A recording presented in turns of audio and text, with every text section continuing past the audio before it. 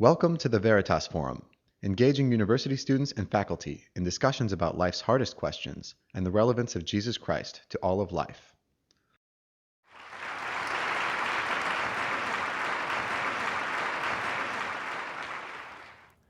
A lot of things have happened in resurrection studies in the last 30 years. When I went to graduate school, Middle Ages, it was the 1970s. If you talked about, I'll pick a topic. If you talk about the empty tomb, there'd be a lot of snickering, and nobody but evangelicals who'd published in that area would accept it. If you talked about resurrection appearances of Jesus, Rudolf Bultmann died in 1976. He and Karl Barth dominated a century of theology. Bultmann was a skeptic, and people were still in his shadow when I was in grad school. And if you mentioned appearances, everybody would have laughed. Seriously. Today, the majority of New Testament scholars, theologians, historians, and philosophers who publish in the area believe in the empty tomb, almost 2/3. And where in the 70s, if you talked about bodily appearances of Jesus, they'd say, yeah, that's nice. Go back to your church and talk about it, but don't do it on a university campus. Today, bodily resurrection is the predominant view in the academy. Something has happened in 30, 40 years. What's going on? What caused the switch? Well, a lot of things, as we know. Views change.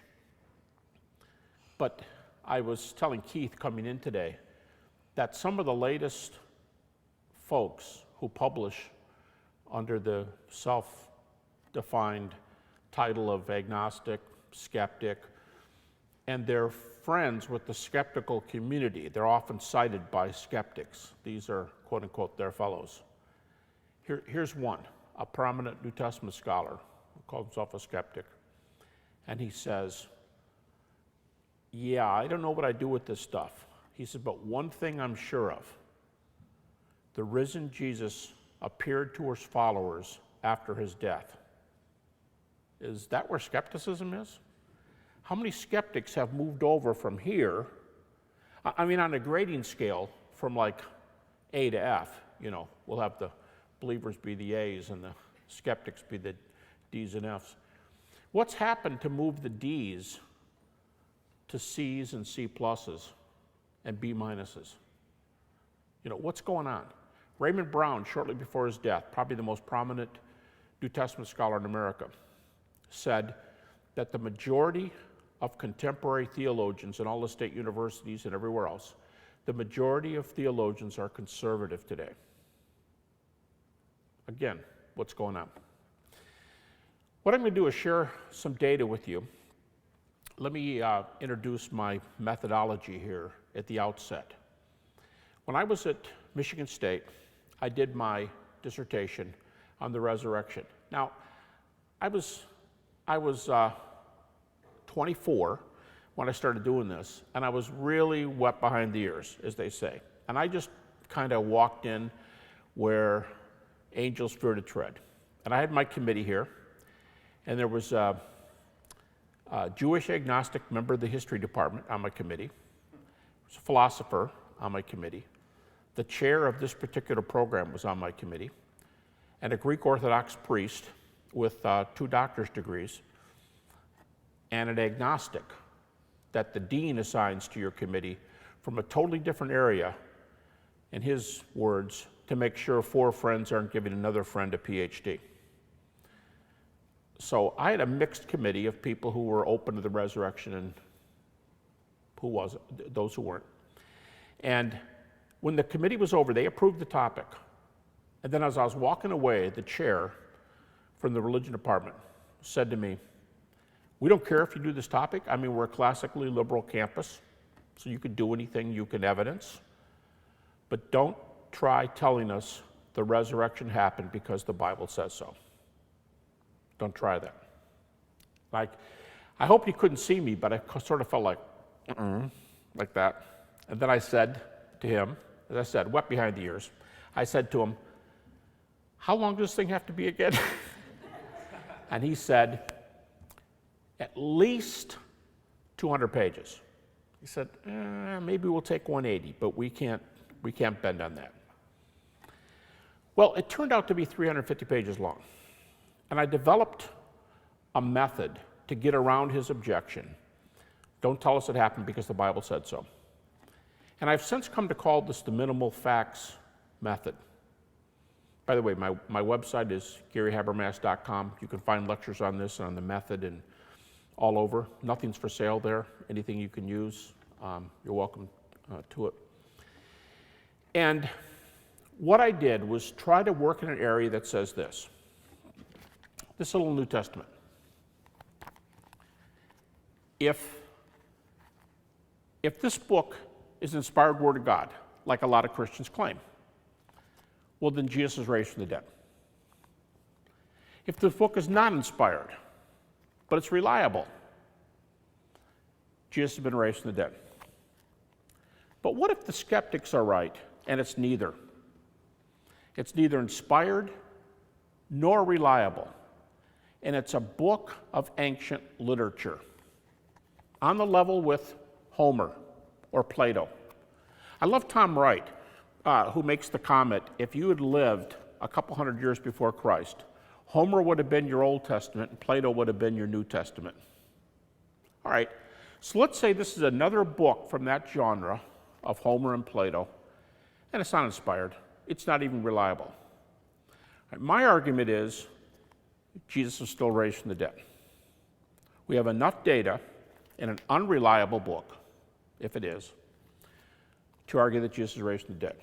Well, okay, great, go for it, but how do you pull that off? Okay, what I'm going to do in this lecture is talk about the data that moved the F's and the D pluses over to C plus and B minus. I'm going to talk about what has happened in the last 30 years to make people, just to pick one thing, how have we gotten from the empty tomb is a joke to the empty tomb is highly reliable? What makes an historian like Michael Grant say that by normal historical methods, the tomb was empty? By normal historical methods, not employing any religious chicanery. What makes people say that the appearances of Jesus, that they're a joke, or he appeared in some non-bodily way, to he appeared in a bodily way? What gets most scholars over here today? There are even a number of skeptics, I mean all-out skeptics, they're probably atheists, they don't believe in God, they don't believe in resurrections, but they believe the earliest Christian community taught bodily resurrection of Jesus. You couldn't even get that out of people in the 70s. All right, so what I'm going to do is I'm going to introduce a couple passages, tell you why skeptics are happy with these passages, and go from there and use some of the data. Now, one of the most misunderstood things about contemporary scholarship, what did my professor mean when he said, that's great, do your dissertation, but don't tell us it happened because the Bible said it happened? But if I were talking to him, or if he were to publish something on the resurrection, he would use the New Testament. Okay, that's, with my grad students, there are very few things that are more difficult to get across than this difference. They think non-Christians think the Bible's a prejudiced book, don't use it, period. And that's not what skeptics think. If you don't use the text, they will use the text. Why? They have different presuppositions, but they will only use passages that are well received on critical grounds for critical reasons. They're historical, the same way we do history. New Testament scholars will employ those reasons and apply them to the text, and they'll say, the book as a whole is this or that, but these passages are reliable. Why? Well, one reason is, in this book right here, New Testament, in this book, There are 13 books that bear Paul's name. No matter how far you are to the left, skeptics will allow 6 to 7 of those books as authentic writings. What's an authentic writing mean? Well, it doesn't mean it's inspired. But what it does mean is we really think Paul wrote those 6 or 7, not the other 6 or 7. Paul really wrote those. And who was Paul? The skeptics. Today, Paul is the skeptic's darling. And they think, here's what Paul's got going for him. He's one of the only authors in the New Testament who we know who he is. He's a convert. Something had to go on in his life to change him because he wasn't always like this. He's a scholar. How do you know he's a scholar? You know, there's different ways to know he's a scholar. You can say, well, he studied under Gamaliel and he went to sort of grad school and under Gamaliel, the number one teacher, and he was the one chosen to root out Christianity. So he had to be an up-and-coming young scholar, sort of a scholar athlete, right? I mean, somebody who really knows the stuff but can go out and do it. So go round up all these Christians. But they also know that simply from reading his works. Antony Flew, when he was an atheist, used to say, read Romans, and you'll know that Paul is a first-rate philosophical mind. And then he'd say, read the Sermon on the Mount, and you'd know that Jesus is a first-rate ethicist. So just read their writings and you know he's a scholar. Just read how he puts arguments together. So, which of these books do they accept by Paul? Well, almost unanimously. They will always accept the same books. It's not like some accept one half and somebody else accept the other half. They will always accept Romans, 1st and 2nd Corinthians, Galatians, Philippians, 1 Thessalonians, and of course Philemon, but that's a one-chapter, non-theological book, not terribly helpful. But the other ones, Romans, 1st and 2nd Corinthians, Galatians, Philippians, 1 Thessalonians. Bart Ehrman, probably the best-known skeptic in America, he calls himself an agnostic leaning toward atheism, and the foremost skeptical New Testament scholar in this country, says these are the authentic Pauline epistles. No one's going to give you problems if you use this material. Now, does that mean everything Paul wrote was true? No. Does that mean Paul was inspired? No. What does it mean? It means he was in the right place at the right time. We know who he was. He's a scholar. He was changed by this message, so there are some dynamics there that are worthwhile. He's just somebody who knew what was going on at that time, and very importantly, as you'll see in this lecture, he knew the other people who knew what was going on. He knew the other eyewitnesses. So that's what authoritative means. Not always right, but scholarly and in a position to be right. And we know who he is.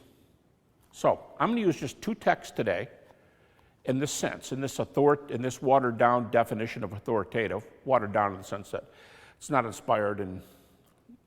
But Paul's the author, 1 Corinthians chapter 15, and I'm going to use another text that's the end of Galatians 1, beginning of Galatians 2. There are no chapter dividings in the original text, so these are just 2 texts. End of Galatians 1, beginning of Galatians 2, and 1 Corinthians 15, just the first 20 verses. Now, Paul in 1 Corinthians 15 begins like this. He tells the Corinthians, he says, when I came to Corinth, I preached the gospel message to you. And basically, now I'm paraphrasing him, but he basically says, what you do with this message determines where you spend eternity. That's the first 2 verses. I preached the gospel. Where are you? Well, how did you respond to my message? Did you say yea or nay?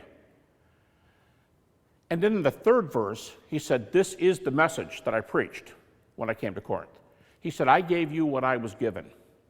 It's extremely important in the recent discussions. I gave you what I was given. Paul was basically saying, I'm doing what any good professor does. I'm passing material on to you that I was taught as reliable material. Is it reliable? Well, we'll have to see. But Paul thought it was reliable. And Paul said, I gave you what I was given. Okay. And what is it? Well, then he talks like this. Verse 3. I gave you what I was given, how that Jesus Christ died for our sins according to the Scriptures, was buried, and rose again the third day according to the Scriptures, and appeared. And then Paul gives a list of appearances. 3 to individuals. He adds himself to the end of the list. So there's Peter, who starts the list, James, the brother of Jesus, and Paul says, last of all, me. And 3 groups. A group called the 12, a group of 500, and it says 500 of the brothers. There's a lot of discussion about this, but Paul could mean 500 men. Just like the feeding of the 5,000 is 5,000 men, there could have been 10,000 people there. So when Jesus appears to 500 brothers, if he means to only count them, there could have been 1,000 people there. And the last group, a group called to all the apostles. 3 groups, 3 individuals, Paul says he appeared. But that phrase, I gave you what I was given, as of first importance, this is the center of our faith. I gave this to you as of first importance. That's an extremely crucial phrase, because if there's a unanimous conclusion in the New Testament today, and 1 Corinthians 15 may be the most discussed passage in the New Testament, it could be. Here's a conclusion that virtually every scholar who writes, I don't care how far to the right, I don't care how far to the left, I don't care where they teach, what their credentials, virtually everyone will agree with this phrase. We can tell that this passage, 1 Corinthians 15:3 and following, is an early creedal tradition. Now there are synonyms for creed. Tradition, confession. It's an early creedal report. There are dozens of them in the New Testament, and this is one of the most important things that's emerged in the last 40 years. That in the New Testament, there are a number of these early reports, and what they reflect is the earliest preaching of the apostolic community. Bart Ehrman, again, best known skeptic in America, and specialist, Bart Ehrman says, we can trace this material to 1 year after the cross. Now, if you do history, and again, I had to satisfy some members of the history department at Michigan State too. If you're going to do history, there are certain criteria for historical accuracy. Paul claims to have gotten this for somebody else, and it really, really helps if he, by any chance, got this material from eyewitnesses. That'd be huge, because almost nothing in the ancient world is. And if he got it at a very early date. Well, how's 1 year after the cross? Is that early enough for you? You go, yeah, you're going to have to prove that one. Wasn't that book written in 55 AD?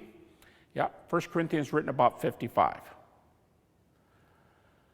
Okay, I'm all ears. Make your case. I'm going to sit back and listen. How do you get back from 55 AD to 31 AD? All right, let me stop right there. I'm going to do 2 things for the rest of the lecture. First of all, I'm going to argue the typical argument that Christian apologists use. Then I'll tell you at what point I'm doing this. I'm going to flip-flop to the minimal facts argument that's changed a generation of scholars. Here's the old way folks would argue. Many New Testament scholars still argue like this, and you can still pull this off. It's still, as you'll see in a moment, there are reasons that it's a good argument. So if you ask the average scholar, I'm going to start doing a timeline for the rest of my lecture. Let's call this ground zero. Okay? This is the death of Jesus. We're going to be working that way. That's creation. That's 2012. This is ground zero. What year is it? Usually 30 AD. It's pretty popular. Second most popular date, 33. But we'll just call it ground zero because we want to move after this point and see how we can get back to this. All right. Now, if you ask the average person, you say, Paul writes 1 Corinthians about here, 25 years away. How do you know that's reliable material in 1 Corinthians 15? Here's the old method. This is not the minimal facts argument. The old method, which I think also works, you have to be careful, but it works. Here's the way a lot of Christians would argue. Well, let's go to Mark, and I'll use critical dates, okay? I'll use critically ascertained dates. So they'll say, you want to know what happened back there? Let's check Mark out at just 70 AD, so we're plus 40, right? Plus 40. Matthew, 80 AD, or plus 50. Luke, 85 AD, or plus 55. And everybody puts John at about 95, or plus 65.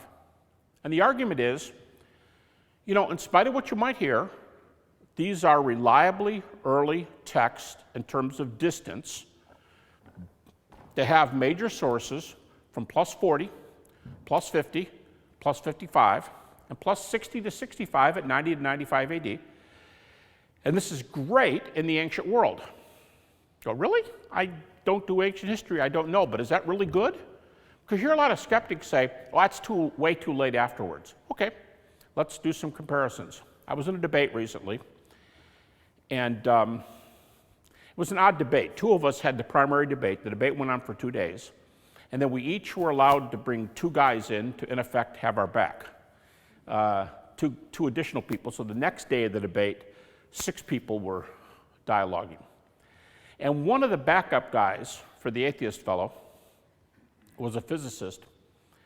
And the guy said,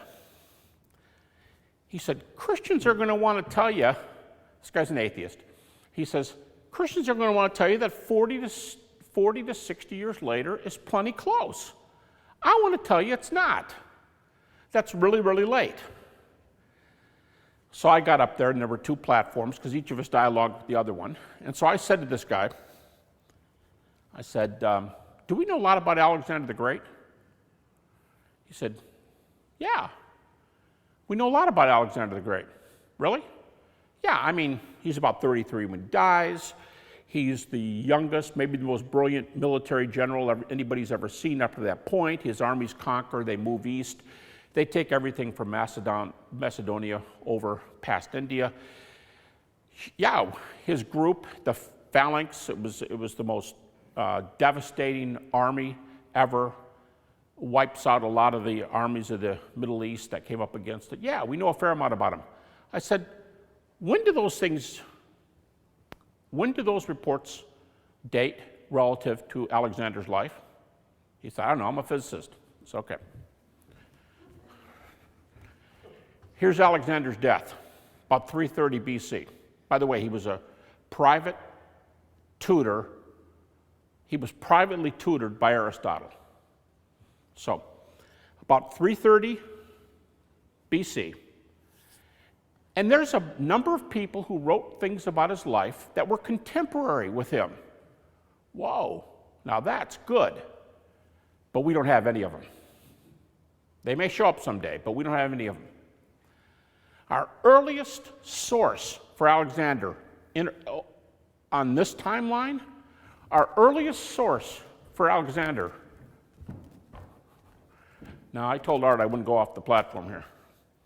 I have to go out that exit door. Earliest source for Alexander, plus 300. Oh, yeah. Yeah, we knew a lot about Alexander 300 years later. Well, they had earlier sources. That's what the argument is. Well, so did the gospel writers. Best sources for Alexander, Plutarch and Arrian. They wrote 425 to 450 after Alexander died. Well, that's not. All right, pick a different example. He's an odd one, so we don't have good historical sources. All right, how about Tiberius Caesar? He was on the throne in Rome when Jesus died. Tiberius lives, he dies just a few years after Jesus does. I think 37 AD. So he's on the throne. Certain early writers link Jesus to Pilate and Tiberius. All right, and we have about the same number of major sources for Tiberius that we do for Jesus. Okay? Good comparison. Let's compare the Gospels to Tiberius real fast. What's our earliest source for Tiberius? Contemporary. And we have it. Ooh. You think to yourself, I'm not going to say anything, but the New Testament's not looking so good here because we don't have a contemporary argument, a contemporary source. There is an early source for Tiberius, a Roman general, but it's the least usable of the four sources. It's the least valuable of the four sources. The next best source for Tiberius, the next source, period. It's the best one. Next source, out there, Tacitus at plus 80, 15 years later than John. Next best source, Suetonius, Roman historian, plus 85. And the fourth source for Tiberius, Dio Cassius, plus 180.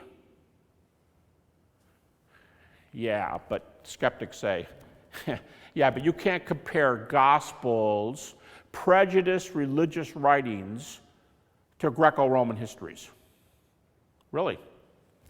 That's something else that's changed in recent scholarship. About 1990, a prominent classical scholar at the University of London wrote a book comparing the Gospels to Greco-Roman biographies, or bio, as it's sometimes pronounced. And he argued the Gospels have all the earmarks of Greco-Roman biographies, and they should be considered biographies. It's, maybe you can think in your own fields about how a major work has changed thought, and that has held the day since 1990. And today, most New Testament scholars, critical New Testament scholars, believe that the Gospels are Greco-Roman biographies. So they are the same genre. Well, then you go, yeah, but they got miracles in them. So do all the Greco-Roman historians. Go, you're kidding. No, they do.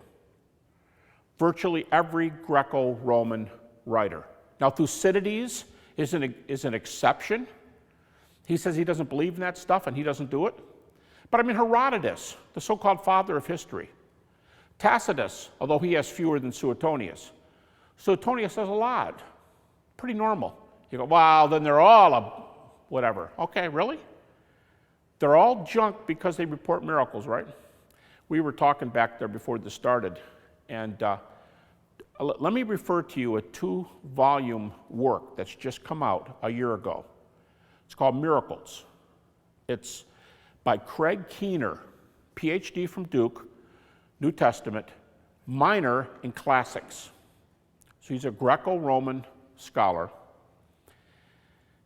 And he's done a 2-volume work, 1,200 pages, part 1 and part 2, on contemporary miracle claims. He's got pre and post CAT scans, pre and post MRIs, pre and post X-rays. And some of these things, when you read them, you're going to say, how come I've never heard this?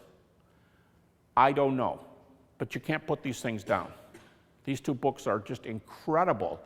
He's got hundreds of cases from all over the world. He's got so many of them that the table of contents reads like this. Cases in Asia, cases in Central America, cases in South America, cases in Western Europe, cases in North America. That's how they're arranged. And then under each section, he's got little things like those with corroboration, those with heavy evidence. And his main argument in 2 volumes is this: don't call the New Testament naive because it records miracles. And don't call Greco-Roman writers, which is his second area, don't call Greco-Roman writers naive because they record miracles. Everybody in the world knows about these things except the Western university community, and they're coming around. That's his claim. So that does not make these guys naive. Because if you're going to call John naive, you call Herodotus naive. If you call Mark naive, you call Tacitus naive. And maybe they're the right ones and we're the wrong ones. Just maybe.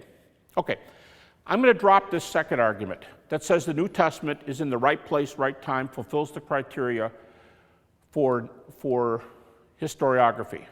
Now, from this point on, I'm going to be doing my minimal facts argument. I'm going to be citing only data.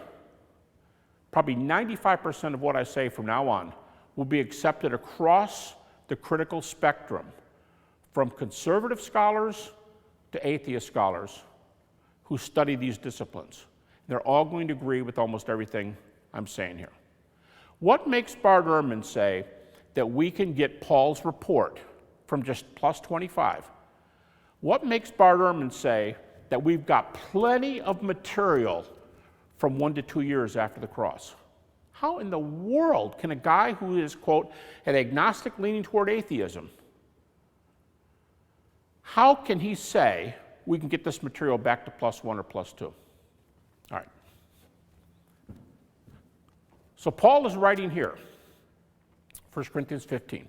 There's no difference on the date. Some people might say 53, some people might say 57, but it's not determined by whether you're conservative or liberal or whatever. About 55, that's a nice round 25 years. But Paul says, first 2 verses, when I came to you, Corinthians, this is the message I gave you. In other words, when he came to them, he said it, and now he's writing it down. When did he come to Corinth? Some people think that this is the most ascertainable date in the entire New Testament. 51 AD, 51 to 52. How do we know that? Well, because the New Testament mentions a city leader who was in control of Corinth when Paul came to Corinth. And an inscription has been found in stone with this guy's name on it, and how convenient. These city leaders, city-states, remember, in Greece, they were chosen for 1-year terms. And it's known that he ruled the city from 51 to 52 AD. And when Paul came, he was in control. All right, so Paul says, I'm writing to you here what I said to you here at plus 21. And he says in verse 3, again, I gave you what I was given as of first importance. We're talking about the heart of Christianity right now, he says, and I'm telling you what I was told.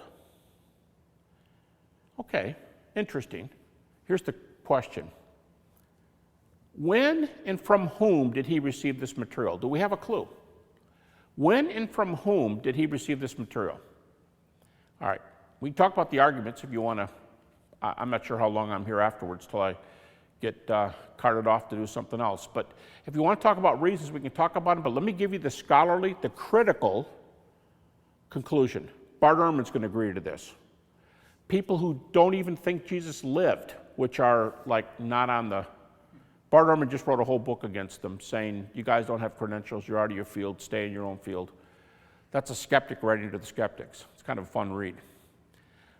You have to tell you about their arguments, but virtually everybody, Richard Bauckham, Cambridge University, says this is a consensus position among scholarship. They believe Paul received this material about 35 AD. You go, what? Plus 5? Yeah, plus 5. How in the world would they know that? Let's do the math. Here's the cross. We're calling it, for a nice round number, we're calling it 30 AD. When did Paul have his Damascus Road experience? Or, for skeptics, when did Paul think Jesus appeared to him on the road to Damascus? It was either plus 2 or plus 3. Plus 2 or plus 3. Paul says Galatians chapter 1, an authoritative book, according to the definition I gave you earlier of authoritative. Galatians chapter 1, Paul says, Galatians 1:16, I met Jesus. And then he said, I didn't go running up to Jerusalem to meet those who were apostles before me. I went out into Arabia by myself for 3 years. Now, some people think he was preaching and all kinds of other stuff, but we really don't know. He said, I went off for 3 years, and then I went up to Jerusalem. All right, again, let's do the math. Here's the cross. When does Paul come to the Lord? +2. You say, well, I think it's +3. Great, +3. 3 years later, he goes up to Jerusalem. 3 + 3, 6, 30 AD. Oh, I think he was converted 32 AD. Okay, great. 2 + 3, 35. And in Galatians chapter 1, Paul says, I went up to Jerusalem after 3 years, so we're +5 or +6 after the cross. And Paul says, I spent 15 days with Peter, the head apostle. He said, I saw no other apostles except James, the brother of Jesus. I spent 15 days with Peter and James, the brother of Jesus. Now, what were they discussing during that time? Well, the theme of the short book called Galatians is the nature of the gospel. It's, I guess maybe we could say this is the theme of Galatians. Here's the gospel. Get it right. Don't change it. If you change it, you're anathema. Preach the right thing. Don't try to get there some other way. It's by grace through faith. All right, you got it? Don't mess up the gospel. That's the bottom line. So when he goes to Jerusalem at +5 or +6, if they weren't talking about the gospel centrally, at least had to come up. Now, you know, as a guy who studied the resurrection all my life, and I tell people the resurrection rescued me from 10 years of skepticism. I told my mother from back in those days that I was this close to becoming a Buddhist. I really was. And in fact, some days I think I was, like we were talking about in the car, you know, what side of the fence am I on? I don't know. You know, you're in grad school and you're going through this stuff and a lot of things are going on. And the resurrection kind of rescued me from this. I could see that this argument wins the day. Seriously. All right, so what's going on here? I know what I would ask Peter and James first. This would be my first question to them if I'm the Apostle Paul. I'll tell you what I saw on the way to Damascus if you tell me what you saw a few days after the crucifixion. How did he look? Come on, guys. Give it to me. What did you guys see? Then I'll tell you what I saw. And then I might say this if I'm Paul, depending on how bold Paul is. And, you know, Paul was pretty bold from his epistles. I might have said this. Hey, guys, the three of us have something in common here. I'm not trying to dog you guys, but, you know, we all have a point in our life when we weren't exactly exemplary followers of the Lord. I was on my way to kill or imprison men, women, and children who named the name of Christ. I'm not proud of that. James, you grew up in the house with the Messiah, and you were an unbeliever. Somebody told me you used to think your brother was insane. That's what Mark 3 says, that his family thought he was beside himself. And James might have hung his head and say, I didn't know any better. Peter, you have an exalted position as a head apostle. I'm not trying to dog you, but you denied your Lord 3 times. Now, if I'm writing a book here, I'm going to put an informational footnote. I'm going to say a pastoral note. I'm going to say, look what God does with people who've made a lot of mistakes, and he uses them later. Just a little side note. But if I'm Paul, I'm going to say, guys, tell me, James, dude, you thought he was crazy. What did you think when you saw your crucified and risen brother? And Jesus says to you, bro, it's me. What was the first thought that came into your head? Peter, you must have thought it was wasted. You blew it. You're going back fishing. What did you think when he appeared to you? And guys, let me tell you what it was like for me on the road to Damascus. I mean, what were those 15 days like? There's a little Greek word Well, it's a long Greek word, but it's in Galatians chapter 1, verse 18. The Greek word is hysteresis. The root word is histor, H-I-S-T-O-R, if you transliterate it. Now, you don't jump off the deep end and say, that's our word history. Well, it is the Greek word from which we get our word history, but it doesn't mean it meant history in the first century. But what does histor or hysteresi mean? The English translations usually slaughter it. I know 2 or 3 word studies on this done by non-evangelicals. It's a very interesting word. It means to interview so as to acquire truth. Probably the closest word we have today to depict this hysteresi. We see it every night, depending on where you live in the country. I used to live in Montana for 3 years, and it was 10 o'clock at night. For most of the country, it's probably 11 o'clock at night. Comes on your television, eyewitness news. The word hysteresi means check it out. It was used in papyri at an early date for people who didn't take persons, words, a geographer. It was used once of a geographer. What's up this river? Well, I'm not going to ask you what's up that river. You might live a mile up, but I'm going to check it out myself. So I go up the river. Then I write my diary. That's hysteresi.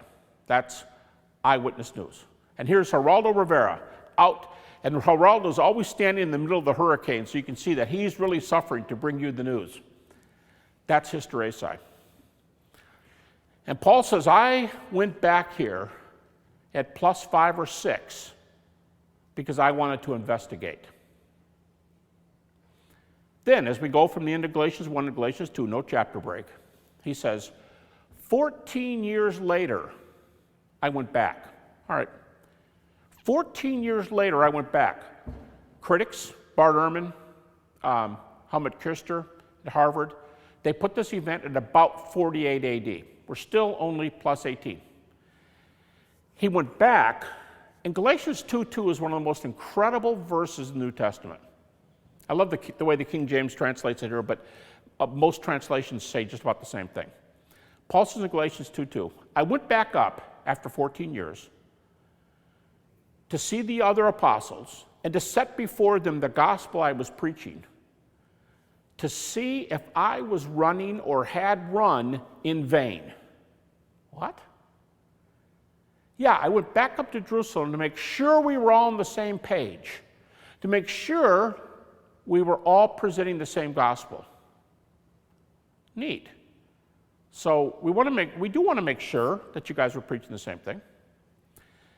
Galatians 2:2, I went back up there, I shared with them the gospel I was preaching, and then just a few verses later, Galatians 2:6, these 5 words in English, they added nothing to me. They added nothing to me. Then just 3 verses later, this is where we get the phrase, they laid hands on Barnabas and me, and they gave us the right hand of fellowship, and they said, y'all go to the Gentiles and take this message. We're going to stay here and give the message to the Jews. But the point is, the message was the same. They added nothing to me. You take it to them, we'll give it here, and that's what we decide to do. Paul says it this way in 1 Corinthians 15:11, reflecting on this is them telling Paul that he was okay. Here's Paul telling them that they're okay.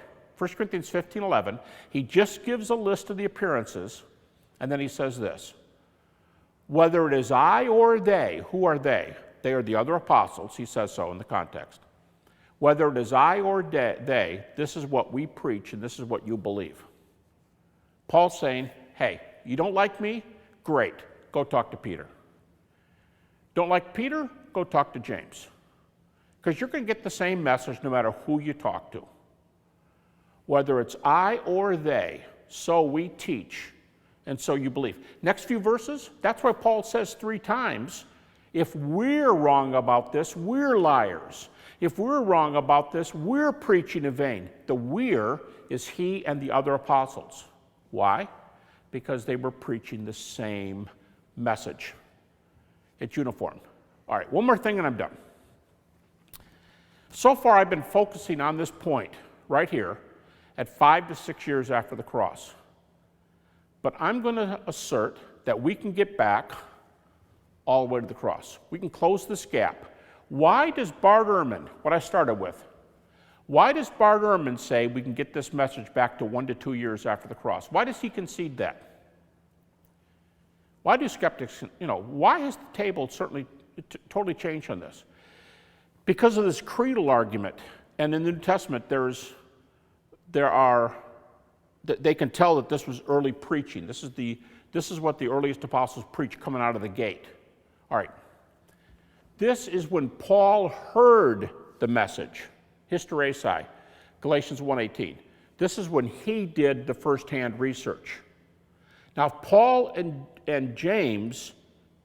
if Peter and James gave it to Paul, they had it before he had it. Now, when I say an early creed, one of the reasons they know it's an early creed is because in the Greek, it reads stylistically. 1 Corinthians 15:3 and following reads like this in the Greek. Da da da da da da da da da da da da da da. 2 stanzas with data, and not a rhyming sequence like like English, but with a way that's easily memorizable. Why? Because most New Testament scholars today believe that the vast majority of Jesus' audiences, contrary to other things you may have heard, the vast majority of Jesus' audiences were illiterate, up to 90%. What do you do when you teach somebody who's illiterate, but you want them to teach somebody else? What do? You tell stories that they'll remember. Parables. And you give them short, pithy statements that they will memorize. Turn the other cheek, walk the extra mile, do unto others, that they will memorize. And when you codify things into a da da da da da da da da da da da da da, especially if there's an Aramaic original, which is the language Jesus speaks, now we know you're really going back in the church because somebody had to put this together. All right, Paul hears it. They had it before Paul. Someone had to codify it. You had to get it from the events to the da da da da da da da, and we're right on top of it. In fact, some of the leading scholars today have said the following. Larry Hurtado, just recently retired, head of the religion department at Edinburgh University.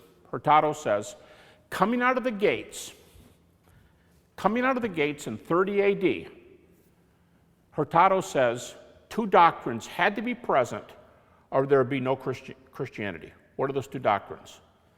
Deity of Christ and a resurrection. Of course, if there's a resurrection, there's a death. So deity, death, resurrection. That's the gospel. Whenever you hear the gospel defined in the New Testament, writings of Paul or in the book of Acts, that's the minimal gospel presentation. Deity, death, resurrection, and then the question of, do you have faith? And that's what Paul's saying in 1 Corinthians 15, 1 and 2. What did you do with that message? Did you believe? First 2 verses, 1 Corinthians 15, 1 and 2. So deity, death, resurrection, belief. And Hurtado says, coming out of the gate, you got that. From Edinburgh. Okay. Richard Bauckham, Cambridge. Same thing. I gave this lecture one time at Cambridge, same lecture, and Richard Bauckham, who's a very prominent scholar, slipped in and was sitting in the back row while I was speaking. And I went ahead and gave him a regular lecture, which took his name in vain several times, and said, Richard Bauckham says you can date it there. He sat in the back. I asked him later, do you have any comments? He said, no, that's what I teach.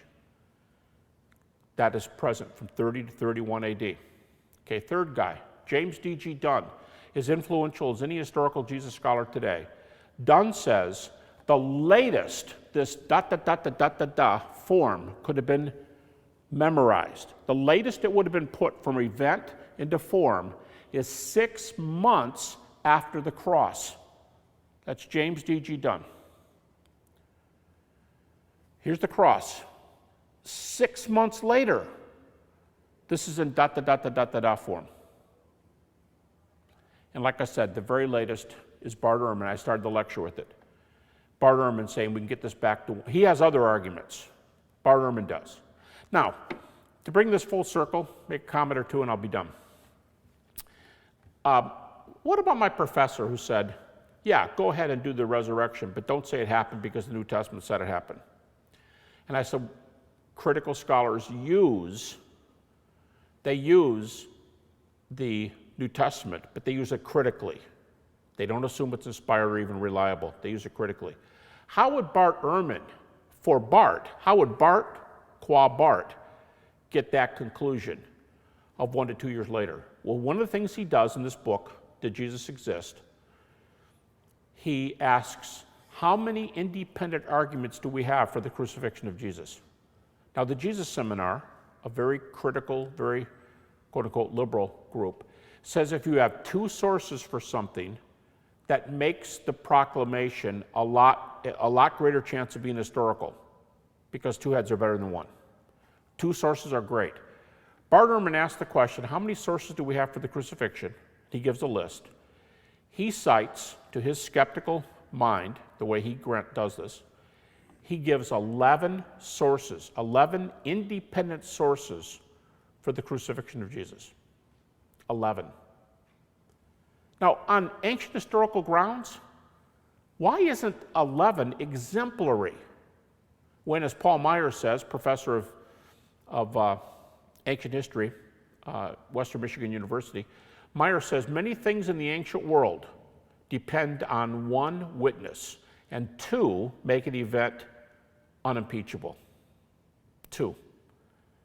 Bart Ehrman says we have 11 different sources, historical sources for the crucifixion of Jesus. So here's what you get, bottom line. This phrase will have virtually no disputants in the contemporary world.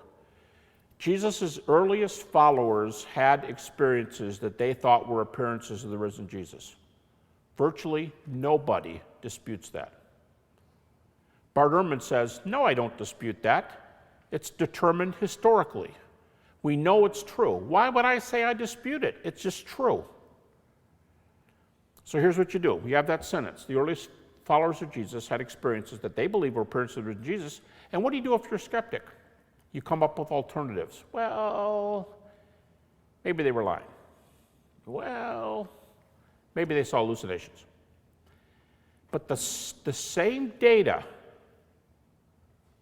which I've been given here, the same data which scholars share, say those other theories don't work. And so now you're left with an appearance.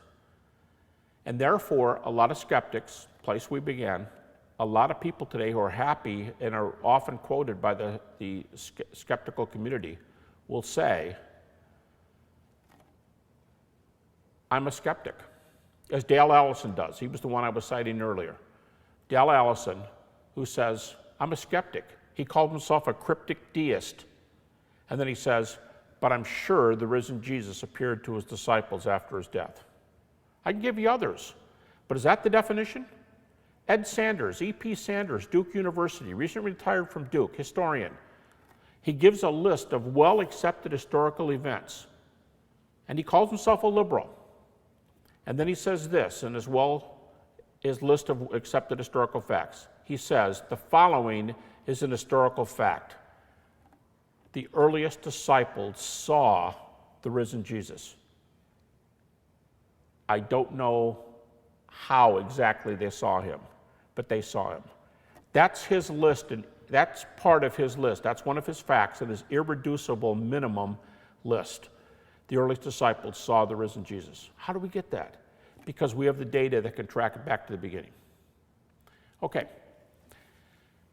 Art, should I take some questions here or comments? And if you have to leave, folks, don't think anything about getting up and leaving. You know, I'm used to university classes too, and I'm used to people walking out all the time while I'm speaking. Questions or comments? Derogatory remarks? Yes. Speak up. Oh, yeah, so it seems like one of the things that's going on in your argument is that you have like the 15 days where they met and talked, and you have independent eyewitnesses coming together and their stories corroborating each other, and that therefore, to some degree, lending truth, or lending some kind of truth value to what they claim they saw, or that they saw the risen Christ. Mm-hmm. There's been recent technical results that show, his name is Eric Olson, and he's a philosopher, that shows that coherence of independent testimony is not necessarily truth conducive, given that the credibility of the testifiers is questionable. And when you have testifiers like, for example, Paul, James, Peter, it seems like their own credibility could be questioned. Because? Well, because Paul was murdered, and so my question is, what is your first century source that Peter, James, and John were reliable, so that the corroboration of their independent testimony we can think is conducive to the truth of what they're reporting? So how do we know that the witnesses themselves are reliable? Yeah. Okay, first of all, I'll even add to your objection. There have been a number of psychological studies on the nature of eyewitness reports and memory.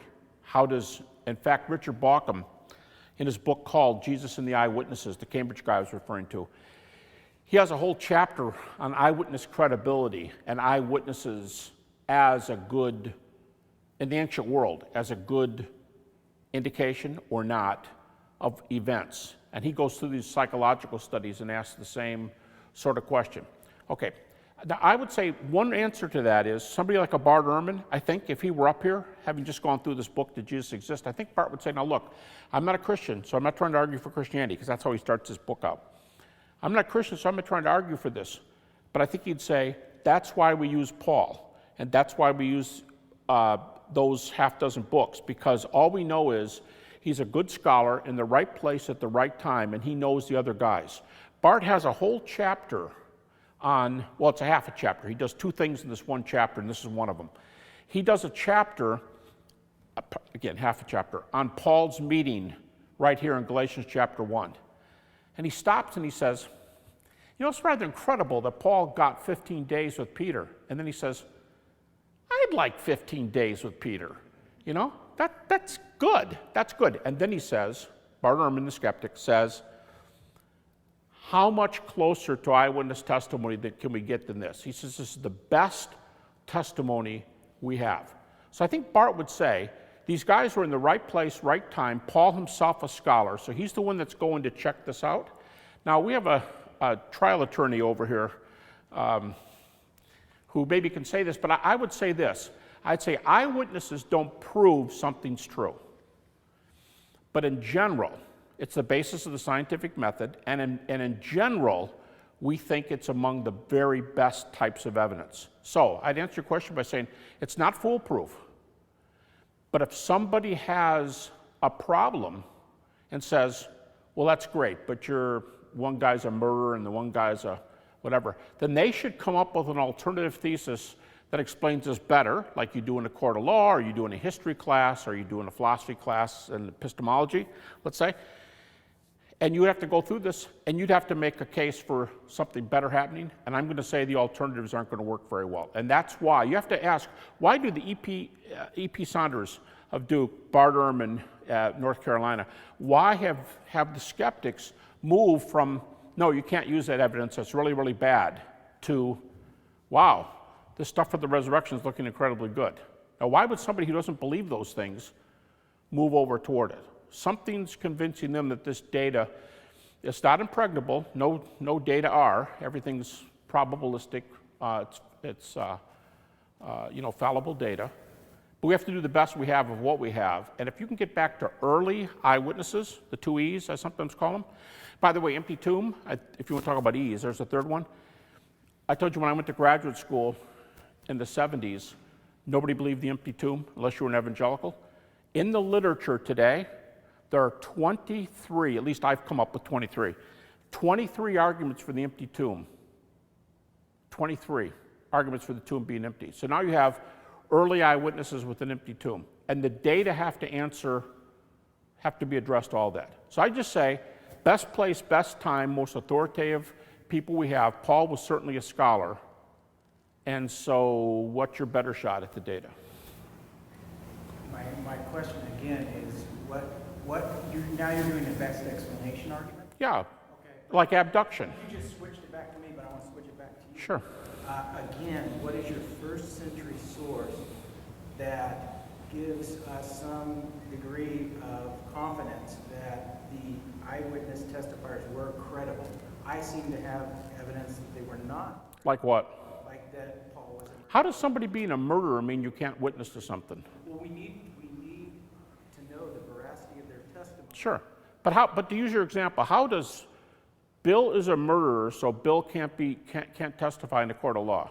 No, it at least adds a question to whether or not they have the kind of character that we can rely on their testimony as being conducive. So that makes him a bad character. Well, it puts it in question.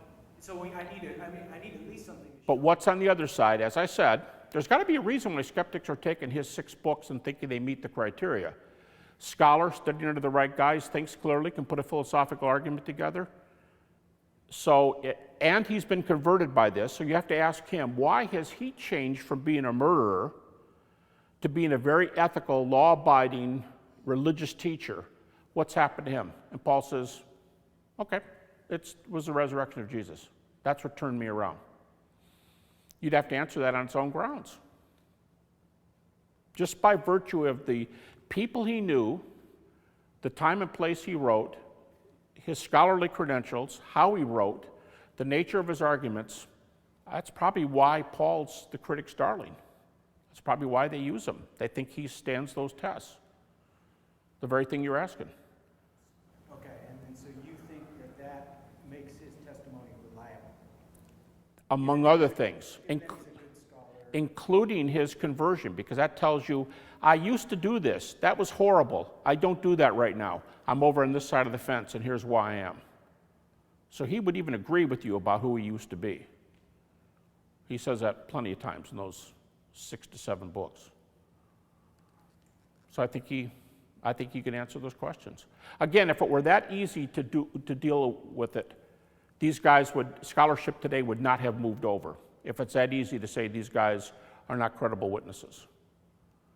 That's why Bart Ehrman has a half a chapter on this meeting saying he wished he were there, and this is a great way to hear early evidence of what's going on. Plus, we have a lot of other reports that get us back to the cross. Is that so what's the first century evidence of their credibility again? I'm missing it. I'm sorry. What do you mean, first century? Yeah, so I wanted some kind of, Because Bart Ehrman himself says we have he's contemporary. Sorry? He's contemporary, Who's contemporary? Bart Ehrman. Bart Ehrman is a distinguished professor at University of North Carolina who is an agnostic leaning toward atheism. He's a New Testament scholar, PhD from Princeton. And he used to be a Christian. He walked away from the faith. He tells everybody, he says, I'm not a Christian. I'm not trying to give you an argument for this. I'm just telling you they have a good foundation for what they're saying. Christians do, but I'm not one. And he's very, very well known. He's probably got 10 books published with Oxford University Press. He's the main guy that skeptics, used to be John Dominic Crossan, but now it's Bart Ehrman. He's the hot skeptic. Yes, sir. Yeah, on this same subject, the arguments that I've heard that are most convincing to me would be that the accounts don't exclude evidence like Paul had this aspect to his life. He used to be a loser. There's a lot of things in the accounts that if you're trying to make up a story, you probably wouldn't put in. And the second one, and I don't know if there's really historical evidence here, but I've heard it, is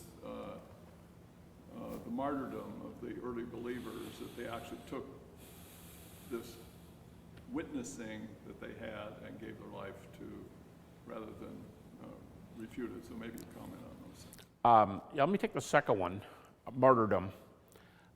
Martyrdom does not prove a message. Martyrdom proves that the witnesses believe their message. That's all martyrdom does. We think about other examples. You could be an atheist communist and die for your message to propagate communism, and many did, back after the Russian Revolution and so on. Buddhist priests who set themselves on fire to protest the war in Vietnam. You couldn't deny the fact that they were utterly appalled at the war and thought people shouldn't be killing each other, so they died for an ethical principle. When the earliest disciples died for their message, it doesn't prove their message, but you're right, they put themselves in a position to say, I've satisfied myself that there's enough data here. Now you say, well, do we have evidence for their martyrdom? I wouldn't go around saying, I would not say that we know that all the early apostles died as martyrs, because some of the data for that gets pretty late. But the big four, one thing I didn't tell you was that when Paul went back to Jerusalem in about 48 AD, James was still there, Peter was still there, Paul, of course, was there, John was there. The four most influential Christians in the early church, you can't pick anybody who was more influential, all four were there. We have first century sources for the martyrdom of Paul, James, Peter, and a second, Christians frequently say John wasn't martyred. We have a second century source for the martyrdom of John. So the big four there, three of the four, we have sources for the martyrdom. That only proves that they believed it. So you have to ask, on what basis? I want to make a comment on that because I'm not crazy about the analogies you use to undercut that message. And here's why. What analogy? The believers, the communist believers died for their beliefs. The Buddhist priests. Okay, so that was because that was a belief structure that they had committed themselves to. This was the observation of an event, the resurrection of Jesus. That's a personal experience of an event. It's not... Where the other two were philosophical positions. People that actually personally witnessed event. And it's different to die for a personally witnessed event than it would be for a belief structure. So that I would No, I think you're definitely right. In fact, I say regularly, when I give this little thing, I say regularly, the difference between the Buddhist priests and the communists who are dying for philosophical or ethical convictions, which people do. In fact, the two fields that people most readily die for are political and religious views.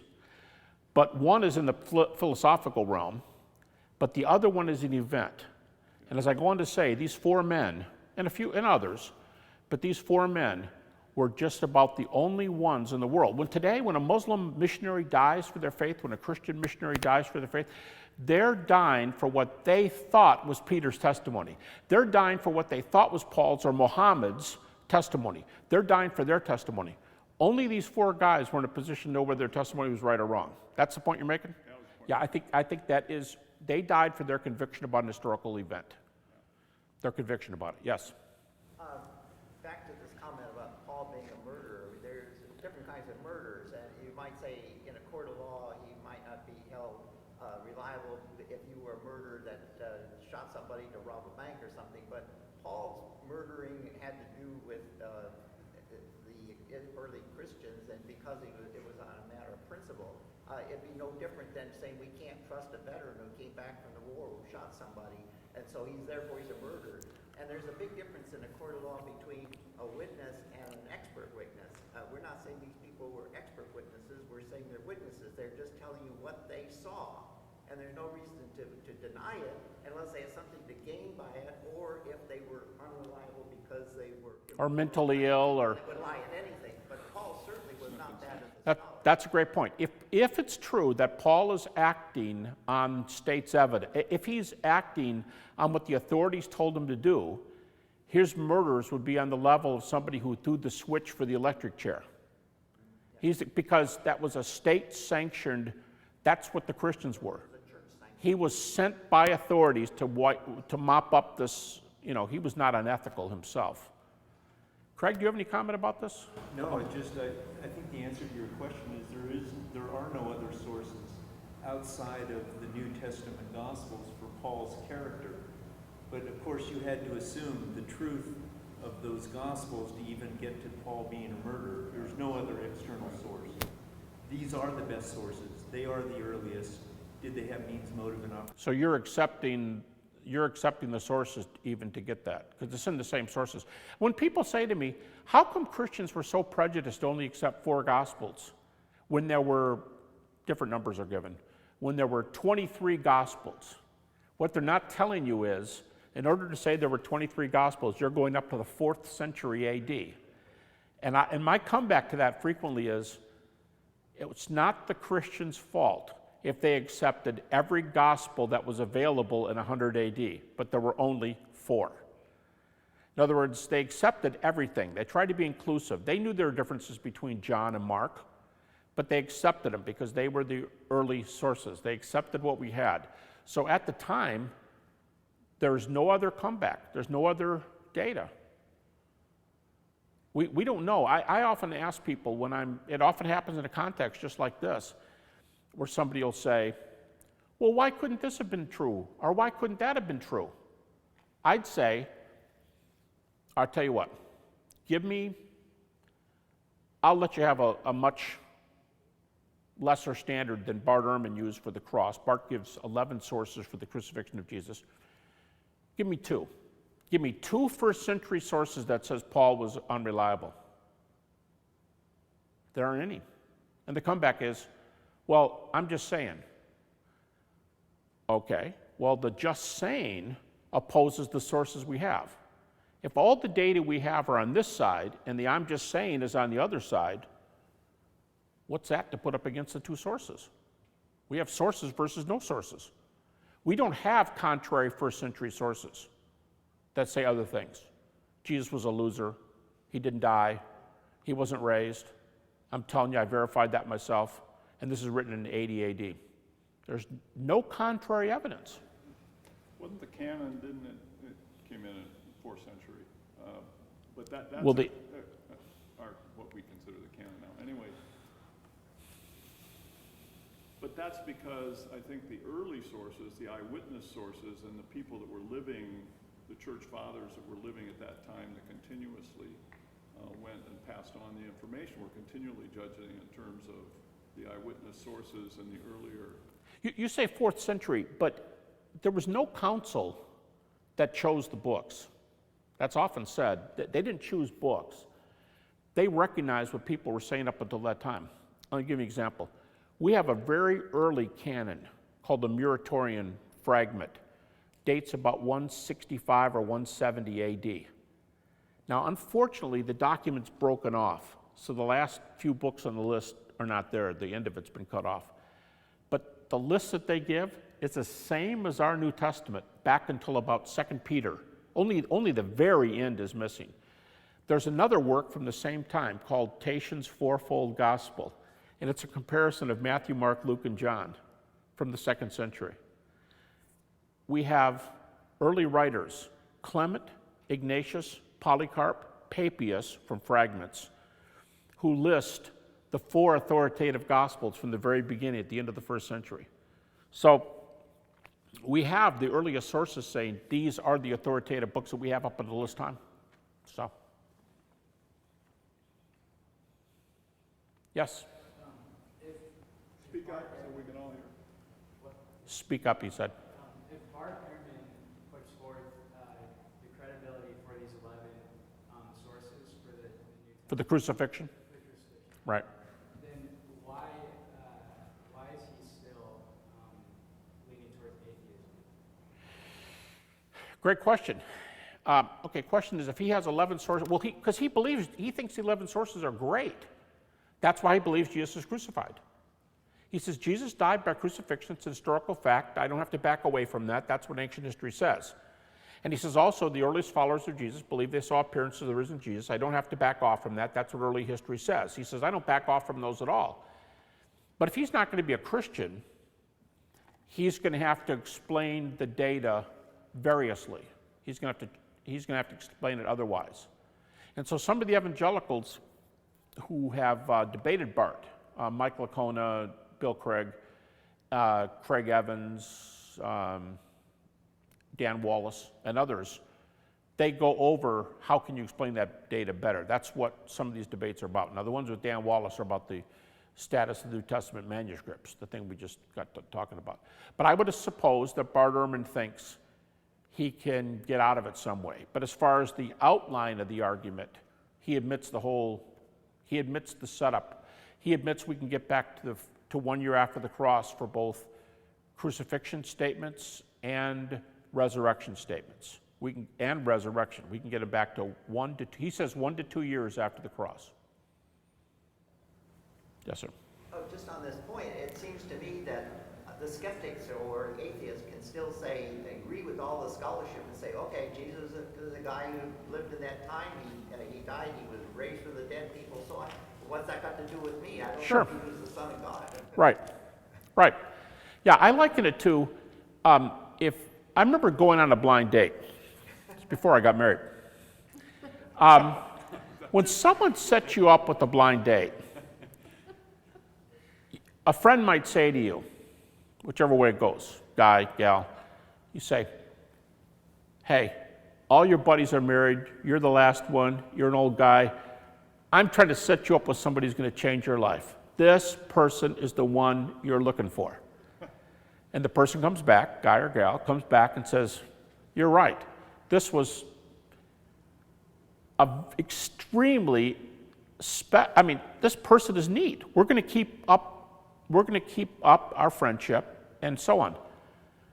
But there's something missing here. You mistake me for somebody who wants to get married.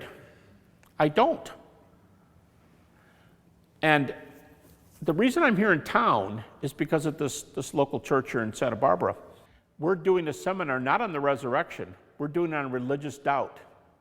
Okay, I've got 3 books on religious doubt. I'm just saying I've got a little bit of background. I've been working with a clinical psychologist for 20 years, and he's been testing, and we're getting ready to publish in a couple secular journals with what we found out. The vast majority of doubters, 70 to 85% of doubters doubt not for factual reasons, but for emotional reasons. Something's happened to them. C.S. Lewis says, I became an atheist when my mother got sick, and I prayed and prayed and prayed for her to be saved, and she wasn't saved physically, and she wasn't. And I even thought after she died that God would raise her from the dead. He didn't, so I was pretty ticked, and a few years later I became an atheist. It's events like that in people's lives. In a recent survey, one of the largest people groups who are angry at God, this is a psychological study, were atheists. 19% of atheists are angry at God, which caused one of the researchers to say, yeah, and how are you mad at somebody who doesn't exist? And one of the researchers said this. The guy said, hey, I don't believe unicorns exist, but I don't spend all my life hating on them. And that was amazing. So in other words, my point is, a lot of people go on blind dates who don't want to get married. And so I get asked frequently, if the evidence is this good, why are there skeptics? It's the simplest question in the world. They don't want to get married. They're not candidates for this. And we are all prejudiced. We all look at data with jaundiced eyes. We all do. We often call it the color of our glasses. Bill looks at the world with rose-colored glasses. Yeah, we all do that. So the reason I came doesn't mean I'm a purely rational person. And the atheist who rejects is not a purely rational person. We all have other things on our agenda. But not only do we have other things, they far outweigh our rational interests as a general rule. 70 to 85% of doubters are emotional doubters. So I think people who think that these are intellectual exercises and you solve these things in universities and then it's all done, that's not the way belief is formulated. So, yes. I don't know, we need to quit, but I want to make a comment based on that, and I think it's an important one. This doesn't hold just for the average population. I think this holds for the scientific community that we normally think are objective people that look at their data and draw the normal conclusions from it. And if you look at any objective scientific analysis of the origin of life from non-life, the preponderance of the data is so hugely against this not being a spontaneous, possibly even a spontaneous event. Yet, regardless of that, I would say a large majority of people that are involved in the research in that area, in fact, emotionally are committed to a naturalistic. Yeah, it's Thomas Nagel, the atheist philosopher, who says, I don't take this view because I think it's the best evidence, whatever. I take it because I can't stand the other view and I don't want to be over there.